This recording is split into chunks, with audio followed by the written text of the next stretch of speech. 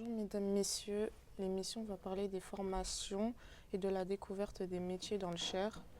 On va vous présenter des reportages sur l'apprentissage des métiers de plombier, de maçon et d'agent de maintenance au lycée Jean de Berry à Bourges. Enfin, on va vous présenter l'ESAT de Vierzon. C'est un établissement médico-social, travail protégé réservé aux personnes en situation de handicap. Tout de suite, vous allez visionner le reportage sur la plomberie.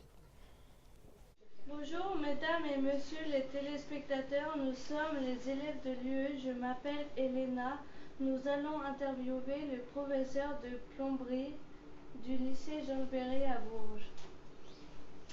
Bonjour monsieur Lannion, j'espère que vous allez bien. Je vais vous poser quelques questions sur la plomberie. Depuis quand pratiquez-vous ce métier de professeur? Ça fait une dizaine d'années maintenant. D'accord. À quel âge avez-vous commencé ce métier de professeur? J'avais 40 ans. Ah oui, ouais. Voilà. Aimez-vous votre métier de professeur et pourquoi? Bah ouais, j'aime bien ça, c'est vachement intéressant. C'est très intéressant pour moi et pour les élèves. Et puis c'est intéressant de voir les gens progresser, de les voir évoluer et de participer à ça. Ok. Que fait-on dans ce métier de plomberie? Alors, faut bien faire le distinguo. Il y a en plomberie, il y a donc installation sanitaire et installation thermique. C'est deux métiers différents. En installation sanitaire, les élèves apprennent à poser tout ce qui est douche, évier, toilette, en sanitaire donc. Et il y a monteur installateur thermique qui consiste en fait à poser les installations de chauffage. D'accord. Combien de temps peut-on être plombier? Combien de temps? Eh bien autant de temps qu'on veut. En fait, il n'y a pas de date limite. Avez-vous toujours voulu découvrir ce métier de plomberie? Oui, il y a plein de domaines d'activité comme ça qui m'ont bien intéressé, notamment celui-là. Ouais. Je trouve ça très intéressant. Il y a toujours Et des nouvelles pourquoi? technologies. Il y a toujours des nouvelles technologies en fait qui font qu'on est obligé de s'intéresser. Et puis ça demande il y a un aspect technique aussi qui est assez pointu. Donc c'est D'accord. intéressant. Je laisse ma place à ma collègue Fatima. Merci d'avoir répondu à mes questions. Au revoir, monsieur Lannion. Merci, au revoir. Bonjour Monsieur Lyon, je suis ravie de pouvoir vous poser des questions. Avez-vous déjà été plombier ou fait un stage en plomberie? Alors oui, j'ai été plombier avant, oui. Trouvez-vous le métier de plomberie compliqué et pourquoi? Compliqué, je dirais pas que c'est compliqué. En fait, chaque cas de figure est différent, chaque maison est différente, chaque installation est différente. Et donc il faut s'adapter systématiquement. Donc de ce point de vue-là, oui, ça peut paraître compliqué, mais c'est pas la routine en fait. Il faut toujours s'adapter. Lycéen ou lycéenne prépare-t-il un bac pro ou un CAP dans votre classe? Alors moi, je prépare mes élèves au CAP. Quel CAP fait-on pour faire ce métier de plomberie? Donc en installateur sanitaire, il y a le CAP MIS, qui veut dire monteur installateur sanitaire. Et en chauffage, il y a le CAP MIT, qui veut dire monteur installateur thermique. Changez-vous de poste dans votre atelier de plomberie? Comment ça? Est-ce que les élèves ils changent d'atelier? Est-ce qu'ils font autre chose ou ils font toujours la même chose? Alors on essaye de varier. Il faut qu'ils varient sur les matériaux. Il y a différents matériaux qu'il faut découvrir, différentes méthodes, façonnage. Donc oui, il faut que ça change. Est-ce que vos élèves ils doivent faire des stages ou pas? Oui, ils ont 4 stages à faire qui correspondent à 17 semaines sur les 2 années de formation. Hmm. Merci Monsieur Lagnon d'avoir répondu à nos questions. Au revoir Monsieur Lagnon. Merci, au Et revoir. merci Mesdames et Messieurs les téléspectateurs de nous avoir écoutés et nous espérons que notre émission vous aura plu. Le reportage sur la plomberie a été déjà diffusé. Nous allons passer au reportage sur la maçonnerie. Nous serons sur le plateau avec Monsieur Louvdurier, le professeur de maçonnerie. Bonjour mesdames et messieurs les téléspectateurs, nous sommes les élèves de l'UE, je m'appelle Mathis. Aujourd'hui, nous allons interviewer le professeur de maçonnerie du lycée des métiers du bâtiment Jeanne Berry à Bourges. Bonjour Monsieur Louvdurier. Bonjour, Comment allez-vous? ça va très bien, merci. Je vais vous poser quelques questions sur le métier de la maçonnerie. Que faites-vous sur ce métier de professeur de maçonnerie? Alors je m'attache à transmettre un métier aux élèves qui viennent ici en CAP maçonnerie. Je rapporte un petit peu de connaissances théoriques pour connaître le nom des différents outils, le nom des différentes techniques de construction, des différents matériaux. On fait des exercices à l'atelier pour apprendre à manipuler un petit peu tout ça. Et puis surtout, j'essaie de leur apprendre à réfléchir parce que c'est essentiel sur un chantier et que je ne peux pas forcément tout leur montrer ici à l'atelier, mais je peux leur apprendre à décoder les informations, réfléchir par eux-mêmes pour pouvoir trouver des solutions après quand ils seront en situation réelle sur des chantiers. Aimez-vous votre métier de professeur et pourquoi? Oui, j'aime ça. J'aime ça parce que j'aime bien transmettre un savoir-faire. Le métier de maçon, c'est un savoir-faire millénaire, même plus que ça, puisqu'on a toujours eu besoin de construire des maisons.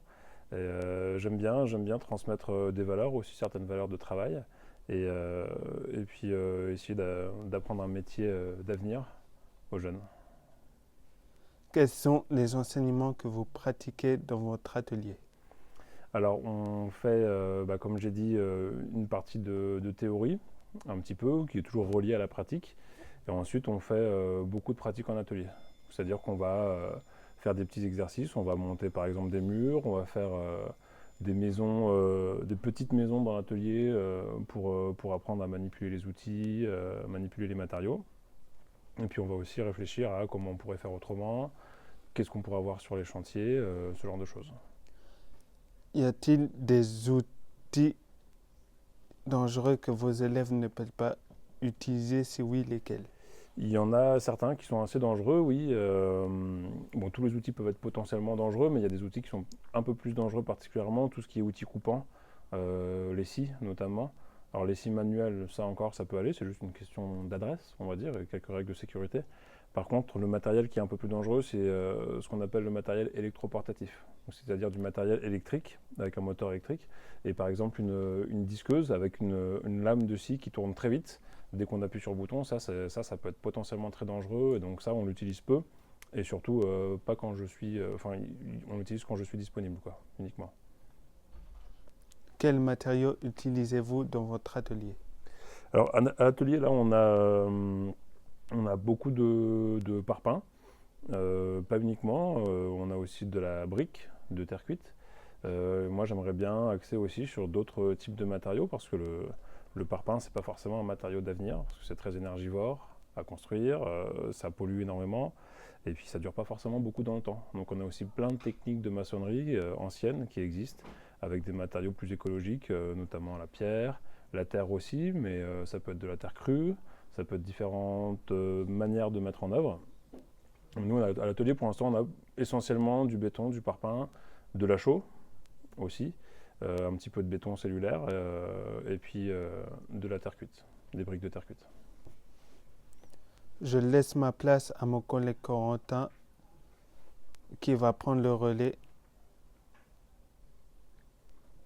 Merci d'avoir bien voulu répondre à nos questions. Au revoir, Monsieur Louvdurier. Avec plaisir, merci à vous. Bonjour Monsieur Louvdurier. Bonjour. Je suis fier de vous poser quelques questions. Y a-t-il des protections de sécurité pour vos élèves? Si oui, lesquelles? Alors oui, on a des éléments, ce qu'on appelle les équipements de protection individuels, qu'on retrouve dans tous les corps de métier. Nous, en maçonnerie, ce qui va être vraiment essentiel, c'est les chaussures. Les chaussures de sécurité, donc qui protègent les orteils avec une coque en acier au bout du pied, pour éviter de se blesser si on fait tomber un outil sur son pied, ce qui peut arriver, que ce soit un marteau, un bloc, un parpaing, de la pierre, quoi que ce soit.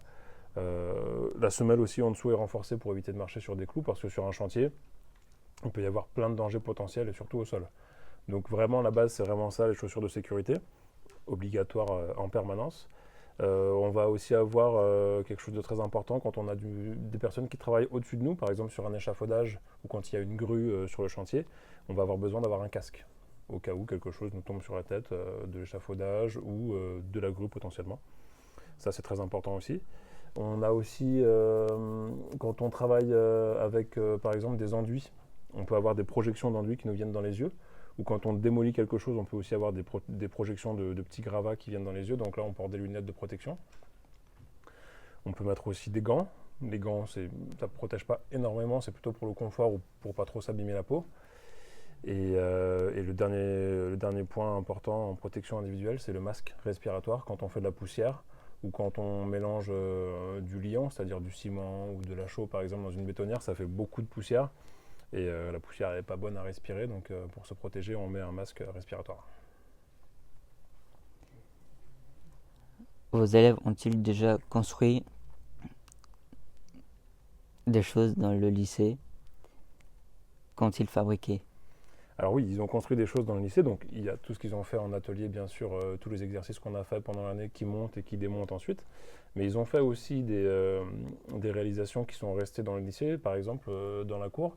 Le long du bâtiment de couverture, il y a des bancs en béton qui ont été faits par des élèves de maçonnerie. On a aussi fait, au milieu de la cour, il y a un petit carré d'herbe sur lequel sont posés des transats en bois qui ont été faits par les menuisiers.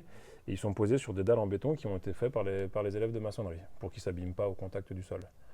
Il y a aussi eu des plots de fondation pour les grands poteaux qui sont dans la cour et à l'entrée du lycée, qui sont ancrés au sol avec un gros plot en béton ferraillé qui est enfoncé de 60 cm dans la terre. Ça aussi, c'est les maçons qui l'ont fait.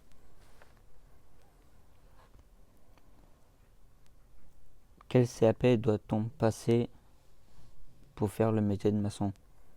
Et ben, le CAP maçonnerie, tout simplement. Il y a différentes spécialités, on pourrait dire, dans le métier de maçon. Il y a ce qu'on appelle maçonnerie traditionnelle, donc c'est-à-dire maçonnerie, on va dire, moderne, du pavillon, pas mal d'utilisation de béton. Il y a aussi la maçonnerie bâti ancien, la taille de pierre aussi, c'est lié beaucoup à ça. Donc on a ces trois CAP-là mènent au métier de maçon, mais le métier de maçon est assez large. Donc le CAP le plus adapté, on va dire, c'est le CAP maçon. Que fait-on dans le métier de maçon? Alors ça, c'est une vaste question. On fait beaucoup de choses. Le maçon, généralement, est très polyvalent parce que c'est la personne qui intervient en premier sur un chantier. Donc en fait, ça veut dire qu'il faut qu'il prépare tout le travail des prochains artisans qui vont passer. Donc le maçon, il fait ce qu'on appelle le gros œuvre. Donc le gros œuvre, c'est-à-dire la partie vraiment structurelle d'un bâtiment, structurelle d'une maison, par exemple. Donc ça va concerner le sol, couler une dalle, par exemple, monter des murs qui viendront ensuite accueillir la charpente, faire des réservations dans les murs pour que les menuisiers puissent venir mettre les fenêtres. Voilà, le métier de maçon, c'est vraiment le gros œuvre et après les interfaces avec le second œuvre. Est-ce difficile d'être toujours debout? Le métier de maçon est-il pénible? Alors c'est relativement pénible, oui, ça a quand même beaucoup évolué dans le temps. Il y a encore quelques dizaines d'années, c'était pire que ce que c'est maintenant. Ça reste un métier physique parce qu'en effet, on est beaucoup debout. On est parfois aussi accroupi, parfois même allongé, souvent penché en avant. Donc c'est assez physique, ça c'est sûr. Il faut une bonne condition physique. On est aussi soumis aux éléments parce qu'on travaille dehors, puisqu'on est en train de construire la maison, donc on ne peut pas encore s'abriter en dessous. Donc forcément, oui, c'est un métier assez physique, mais qui renforce aussi le corps d'un côté. Donc il y a un équilibre entre le côté difficile et le côté satisfaisant aussi de voir ce qu'on peut faire de nos mains, quoi.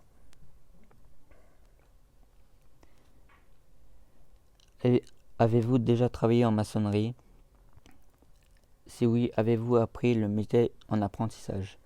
Alors oui, bien sûr, moi j'ai travaillé en maçonnerie. Moi je suis plutôt spécialisé bâti ancien, taille de pierre, même si je suis aussi formé en maçonnerie traditionnelle. Donc moi j'ai pas appris le métier en apprentissage parce que j'avais déjà un bac +2 dans une autre filière. Donc en fait ça m'a permis de ne pas repasser toutes les matières générales et de faire des formations dans des centres spécialisés. Et donc j'ai pu faire 3 CAP, maçonnerie traditionnelle, bâti ancien et taille de pierre, en très peu de temps parce que j'ai appris vraiment que la partie technique du métier, quoi. J'ai pas repassé toutes les matières générales. Merci. Merci, merci Monsieur Louvdurier d'avoir répondu à nos questions. Avec plaisir, merci à vous. Au revoir Monsieur Louvdurier. Au revoir. Merci mesdames et messieurs les téléspectateurs de suivre notre chaîne. On espère que vous aurez appris des choses sur ce métier de maçon. Le reportage sur la maçonnerie est terminé et nous allons passer au reportage sur la maintenance. Bonjour mesdames, messieurs les téléspectateurs, je m'appelle Lola et aujourd'hui nous allons faire une vidéo où on va parler du métier de maintenance des bâtiments. Je vous présente le professeur de la maintenance, Monsieur Guillaumet. Enchanté. Bonjour Monsieur Guillaumet. Bonjour. Bonjour. C'est quoi la maintenance des bâtiments? Alors la maintenance des bâtiments, c'est un métier qui consiste à maintenir en état les bâtiments où il y a du public qui l'utilise. Donc il faut toujours qu'il soit en état de fonctionnement ce bâtiment. Et donc il faut savoir maîtriser tous les métiers qui sont nécessaires pour que les usagers puissent utiliser ces bâtiments sans danger. D'accord. À quoi sert ce métier de maintenance de bâtiment? Donc à entretenir, principalement à entretenir, c'est-à-dire soit à réparer ce qui est cassé ou abîmé, soit à vérifier que tout ce qui doit bien marcher marche, soit à le modifier, à ajouter des choses, à en enlever, à changer les couleurs, à modifier les luminaires, à faire toutes ces choses-là. D'accord. Quels sont les points forts du métier de maintenance? Alors les points forts, c'est principalement le fait qu'on ne fait jamais la même chose. Donc il n'y a jamais de routine. Chaque jour, il y a quelque chose qui peut arriver dans le bâtiment. Il faut prendre des décisions rapides et efficaces. Donc c'est surtout ça qui est intéressant dans ce métier. Et puis c'est aussi des métiers qui font appel à des technologies qui sont en changement, en évolution continue. Donc on a toujours affaire à des matériels nouveaux, à des matériaux nouveaux, auxquels il faut soit se former, soit s'informer. Et donc c'est surtout ça qui est intéressant dans ce métier. D'accord. Quels sont les métiers proches de la maintenance des bâtiments? Je dirais tous les métiers du bâtiment en fait, hein, parce que en fait on est proche des peintres, on est proche des plombiers, on est proche des électriciens, on côtoie un petit peu les maçons, les métalliers, les ferronniers. Donc tous ces métiers-là, il faut en avoir des notions pour être un agent de maintenance autonome qui peut intervenir seul, sans avoir besoin d'appeler à l'aide une entreprise extérieure.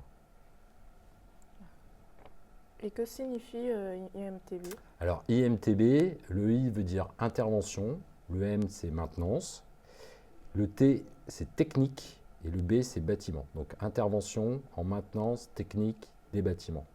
Donc une intervention, c'est un ouvrage, un travail de courte durée dans le temps. La maintenance, on comprend ce que ça veut dire, hein, on maintient en état. Alors maintenance technique, en fait, ça signifie que sur ce CAP, on ne s'occupe pas de tout ce qui concerne les espaces verts. Ah oui. D'accord? Vous avez déjà vu des agents d'entretien dans des bâtiments publics, même ici au lycée on en a. Souvent vous les voyez tailler les haies, passer la tondeuse. Ça, on considère que ce n'est pas de la maintenance technique, les espaces verts. Donc nous, on ne s'occupe que de la maintenance à l'intérieur des bâtiments. C'est ça qu'on appelle la maintenance technique. Et après, le B, bâtiment, c'est-à-dire que c'est tous les bâtiments, donc notamment les bâtiments publics, mais en fait, c'est tous les bâtiments qui peuvent être utilisés par des usagers extérieurs. Par exemple, un hôtel, c'est un bâtiment public. Une salle de spectacle, un camping, un parc d'attractions, un théâtre, tout ça, c'est des bâtiments sur lesquels on peut intervenir. Enfin, on forme les élèves pour qu'ils puissent intervenir. D'accord. En fait, la particularité, c'est qu'il faut que tout ce qui est réalisé réponde à des normes de sécurité qui ne mettront jamais en danger les gens qui vont venir dans ces bâtiments. D'accord? Donc ça veut dire que c'est pas pour les particuliers, c'est pas pour les habitations particulières. Chez nous, on peut faire ce qu'on veut en fait, hein. On a le droit de faire ce qu'on veut. Mais par contre, c'est tous les autres bâtiments, soit fixes ou mobiles. Par exemple, les chapiteaux sur le Printemps de Bourges, c'est un bâtiment public. Oui. Voilà. Quels sont les enseignements obligatoires pour le CAP IMT? Alors, il y en a beaucoup. Donc, le principal, évidemment, c'est la réalisation d'ouvrages. Donc, c'est séparé en deux. Il y a les ouvrages courants. Donc, c'est tout ce qui concerne la peinture, les revêtements de sol, les revêtements muraux, les plafonds, faux plafonds. Il y a tout ce qui concerne... alors ça, c'est ce qu'on appelle les ouvrages courants. Et puis, il y a les ouvrages spécifiques, donc toujours en réalisation. Donc, c'est l'électricité et tout ce qui concerne les installations sanitaires et thermiques, ce qu'on appelle en général la plomberie. Ça, c'est pour tout ce qui est, on va dire, pratique. Et après, il y a des enseignements théoriques, professionnels. Donc, c'est comment on prépare un chantier. Quelles sont les normes qu'il faut qu'on respecte, où est-ce qu'il faut qu'on se renseigne si on ne sait pas. Donc ça, c'est la préparation du chantier. Combien il va nous falloir de matériaux, qu'est-ce qu'il va nous falloir comme matériel. Ça, c'est toute la préparation du chantier, de l'intervention. Donc ça, c'est pour tout l'enseignement professionnel.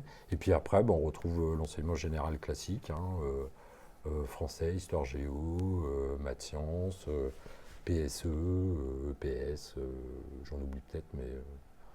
la langue vivante étrangère aussi, notamment.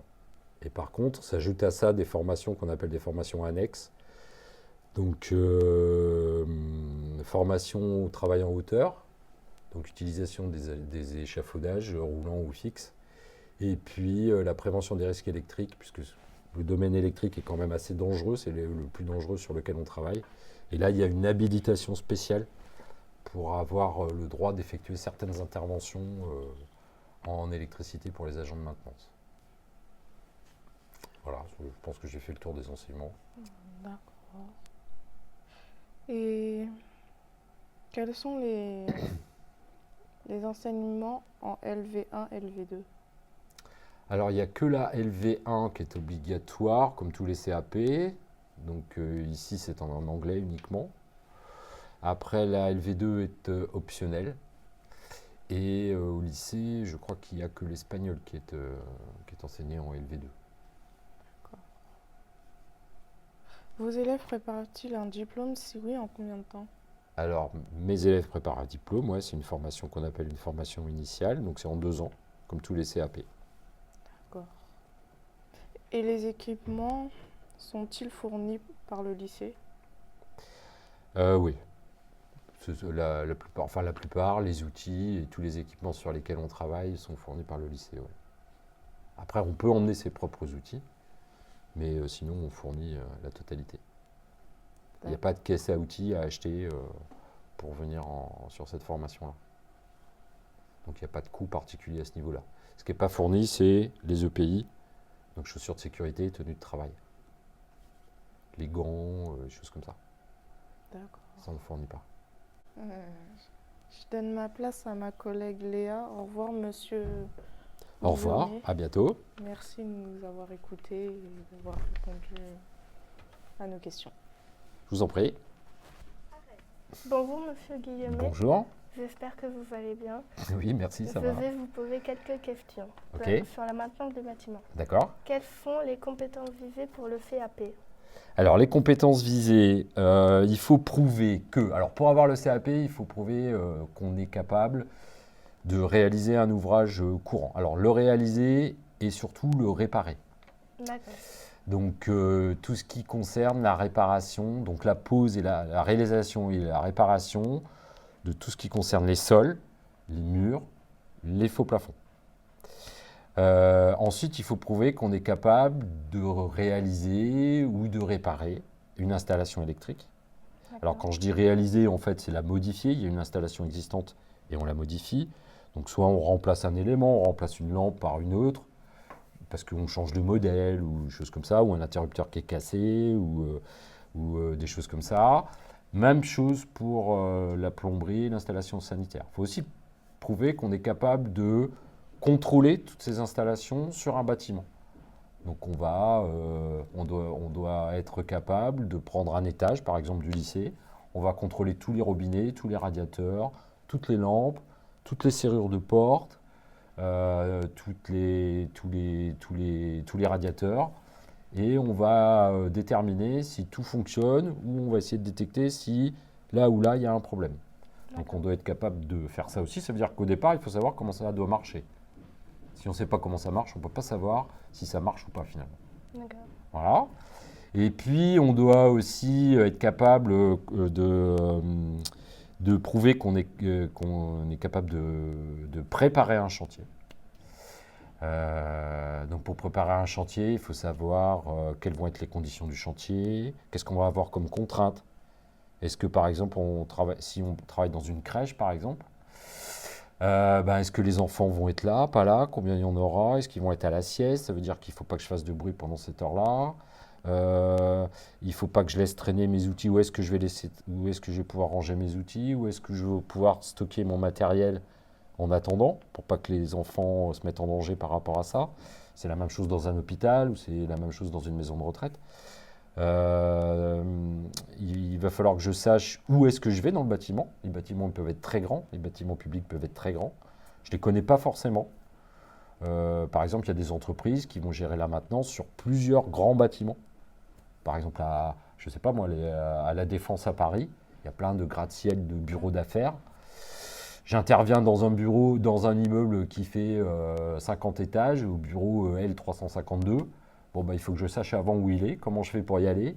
Si j'ai beaucoup de matériel à emmener, il faut que je m'organise. Il faut que je demande des badges, il faut que je demande des clés, etc. Tout ça, donc il faut préparer son chantier. Okay. Et puis, il faut savoir, si j'ai par exemple, je ne sais pas moi, une installation électrique à faire dans une pièce, combien il me faut de lampes, combien il me faut de longueur de fil, combien il me faut d'interrupteurs. Il faut que j'ai tout préparé avant, le maximum. Okay. Parce que sinon, je suis condamné à faire plein d'allers-retours de mon camion jusqu'au 53e étage, plein de fois par jour. Et ça va déjà, ça va me fatiguer, puis en plus, ça va m'embêter tout le monde. Okay. Voilà, donc préparer un chantier et après, réaliser ce chantier. Ça, c'est les principales compétences. Après, il y a des compétences à l'oral, il y a des compétences écrites. Et puis, il y a toute une culture générale qui se développe dans les enseignements généraux aussi. Ok. En combien de semaines de stage fait-on en première et deuxième année? Alors, c'est 8 semaines par année.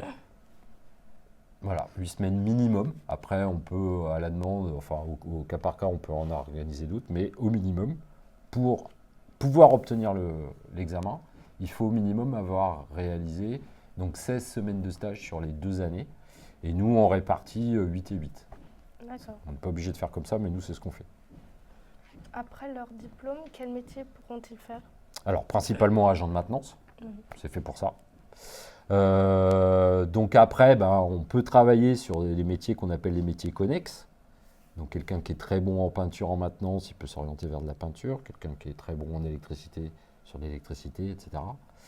Mais c'est principalement la formation, elle est destinée à former des gens qui rempliront des fonctions d'agent de maintenance. D'accord. Ou d'agent d'entretien, enfin, il y a différentes dénominations sur ces métiers-là. D'accord. Aimez-vous votre métier de professeur de la maintenance? Ah bah oui, moi j'adore ce métier, ouais. Pourquoi? Déjà, il y a le fait du métier de professeur en lui-même, donc qui consiste à transmettre le maximum de connaissances, et puis aussi pas mal à former des citoyens et des adultes qui seront capables, et d'une, de se débrouiller dans la vie courante, et puis de deux, d'avoir un bagage technique qui leur permettra de peut-être mieux s'en sortir dans leur vie, qui généralement commence, vie active qui commence tout de suite après le CAP, pour nos élèves. Donc ça, c'est le le métier de professeur. Et puis après, particulièrement en maintenance des bâtiments, parce que on touche à plein de domaines différents. Et donc, on peut changer sur une semaine, on peut travailler sur 4 ou 5 métiers différents. Donc ça, c'est intéressant. Et puis aussi parce que c'est un métier qui est en constante évolution. Et donc, on a toujours affaire à des choses nouvelles. Et donc, ça veut dire qu'il faut être en veille souvent. Et puis, en plus, les élèves, quand ils font leur PFMP, ils voient souvent des choses nouvelles qu'on ne connaît pas forcément. Par exemple, un nouveau revêtement de sol ou un nouveau matériel électrique. Et c'est eux qui vont nous apporter ces connaissances-là. Donc, il y a un va-et-vient qui se fait en permanence qui est très intéressant dans ce métier, je trouve. D'accord. Depuis combien de temps faites-vous ce métier de professeur? Depuis 2008. Donc après, il faut compter. Oui. Donc ça fait un peu plus d'une quinzaine d'années que je fais ce métier. D'accord. Pourquoi avez-vous choisi ce métier de professeur? Parce que ça faisait longtemps que je voulais... Enfin, c'est un métier qui m'attire depuis longtemps. Je ne l'ai pas fait tout de suite. J'ai fait d'autres choses dans ma vie professionnelle. Et dès que j'en ai eu l'occasion, en fait, je me suis engouffré dans cette possibilité.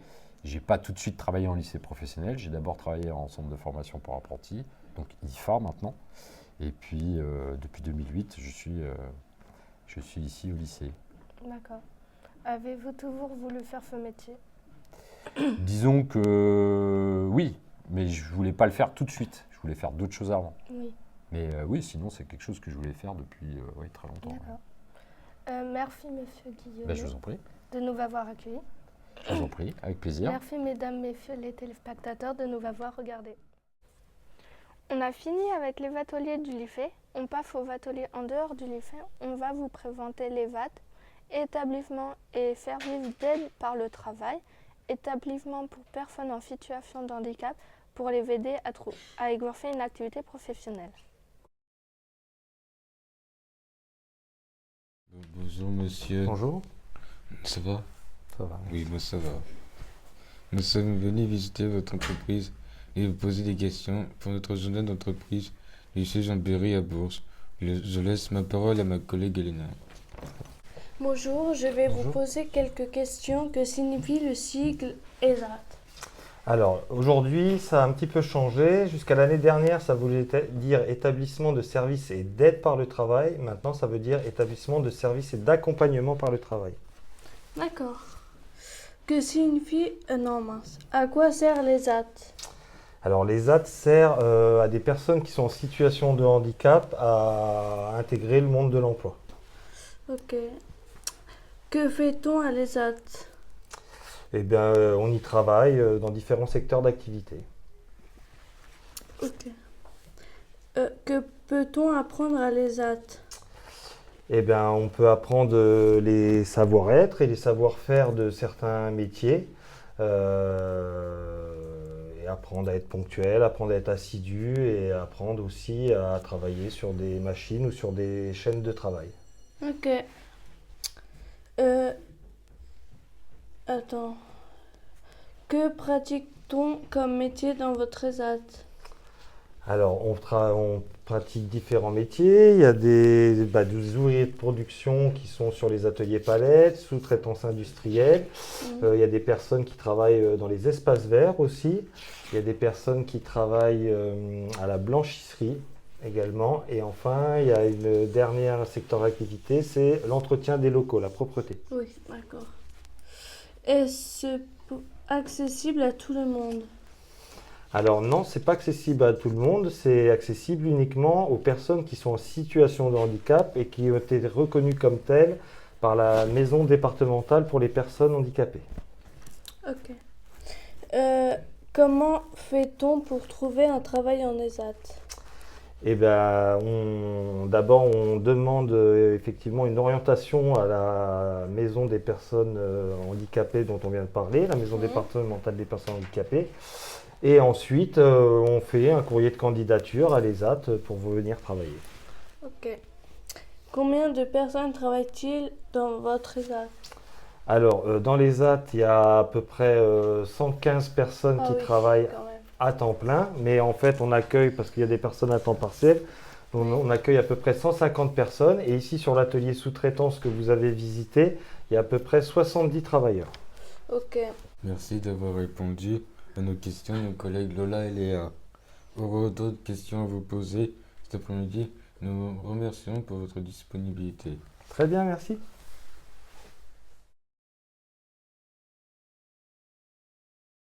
Bonjour madame, nous sommes venus visiter votre entreprise et vous poser des questions pour votre journée d'entreprise du lycée Jean-Bury à Bourges. Je laisse la parole à ma collègue Elena. Alors bonjour, je me présente, je m'appelle Marie, je suis monitrice d'atelier à la blanchisserie, voilà, de l'ESAT de Vierzon. Bonjour, je Bonjour. vais vous poser quelques questions. Que signifie le sigle ESAT? ESAT signifie établissement du service d'accompagnement au travail. D'accord. À quoi sert l'ESAT? Bonne question. L'ESAT sert à faire travailler des personnes en situation de handicap. D'accord. Que peut-on apprendre à l'ESAT? On peut apprendre à travailler, accompagner les personnes en situation de handicap, les accompagner. D'accord. Que pratique-t-on comme métier dans votre ESAT? Alors, on pratique la blanchisserie, ce que vous venez de découvrir aujourd'hui, visiter. Vous avez les palettes, vous avez la propreté, les contrats d'hiver. Vous avez les espaces verts, vous avez aussi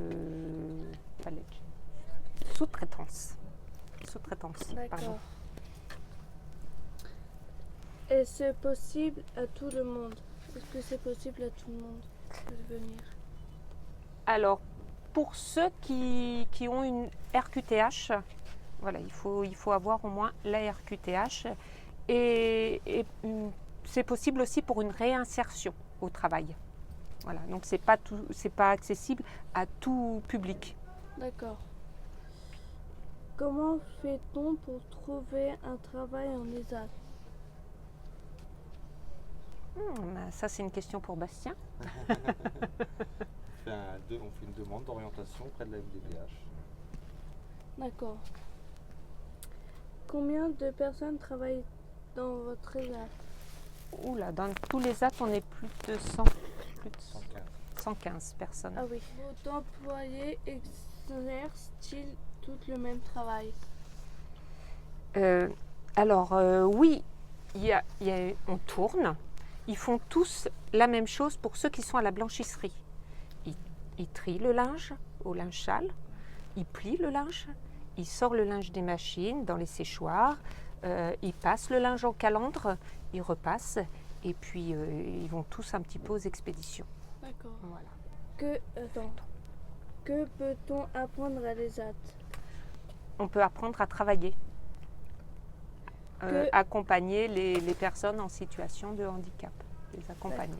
D'accord. Que pratique-t-on comme métier dans votre ESAT? Alors, on pratique la blanchisserie, ce que vous venez de découvrir aujourd'hui, visiter. Vous avez les palettes, vous avez la propreté, les contrats d'hiver. Vous avez les espaces verts, vous avez aussi sous-traitance. Pardon. Merci d'avoir répondu à nos questions. Nos collègues Lola et Léa auront d'autres questions à vous poser cet après-midi. Nous vous remercions pour votre disponibilité. De rien, merci. Bonjour, je suis Eva. Je suis la remplaçante de Lola. Je suis enchantée de vous rencontrer et je vais vous poser quelques questions pour mieux comprendre le fonctionnement de l'ESAT. Faut-il avoir des diplômes pour être admise en ESAT? Alors, concernant les professionnels, tout ce qui est moniteur, il faut avoir un minimum d'expérience professionnelle. Ok. Quel métier exercez-vous? Depuis combien de temps faites-vous ce métier? Ça fait 15 ans que je suis dans le médico-social. J'ai fait 14 ans dans un autre ESAT sur Salbris en tant qu'éducatrice technique spécialisée. D'accord. Puis j'ai changé d'environnement, j'ai déménagé dans le Cher. Donc je suis venue ici en tant que monitrice première classe. Voilà. Ok. Quels sont leurs horaires? Alors, 8h, midi et quart, 13h30, 17h30, avec une pause d'un quart d'heure le matin et un quart d'heure l'après-midi. D'accord. Je laisse ma place à ma camarade Léa qui va prendre la suite des questions. Merci beaucoup. Bonjour, je suis Léa. Je vais vous poser d'autres questions pour compléter les informations sur votre EVAT. Qu'aimez-vous dans cette structure? Qu'est-ce que j'aime dans cette structure? D'abord, le métier premier, c'est de pouvoir accompagner des personnes au sein d'un atelier sur de la production. D'accord. Et dans leur projet professionnel. Ok. Prenez-vous des stagiaires? Si oui, combien? Oui, on est censé prendre des stagiaires. Après, tout dépend aussi de la productivité qu'on a en atelier. D'accord. Pour les accompagner au mieux. Tout ce Ok. qui est IME, voilà, et stagiaire MISP, voilà. D'accord. Combien de temps de travail vous faites par semaine? 37, hein 35. Ouais, je dirais 35 heures. Ok. Tous les travailleurs? Tous les travailleurs. Non, les travailleurs, vous avez des travailleurs qui sont en mi-temps, qui sont en 80%. Donc ça varie selon les travailleurs, leur état de fatigue et leur demande. Ok. Travaillent-ils en équipe? Oui, c'est un travail en équipe qu'ils font, donc oui, ils travaillent en équipe. Ok. Se sentent-ils à l'aise avec les vôtres dans le groupe? Se sentent-ils à l'aise avec les Vôtres dans le groupe? Avec les autres dans le groupe? Oui, il n'y a pas de... Il y a une mixité entre ESAT et entreprises adaptées et il n'y a pas de différence, ils ne font pas de différence entre eux, ils travaillent ensemble, donc oui, ils sont à l'aise. D'accord. Font-ils lever en internat? Ici, dans cet atelier-là, non, il n'y a personne qui est logé en internat. D'accord. Mais ça peut arriver dans d'autres ateliers où les personnes sont en internat ou en foyer. C'est la fin du reportage. Merci de nous avoir suivis. Nous espérons que notre reportage vous va apporter des renseignements sur les VAT. Merci à vous. Bonjour, je vais vous poser quelques questions. Que signifie la section annexe?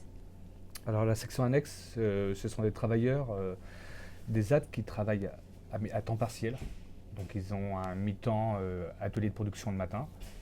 Et soit parce qu'ils sont fatigables, donc personnes vieillissantes, soit parce qu'ils sont encore trop jeunes et un manque de maturité pour accéder à un temps plein.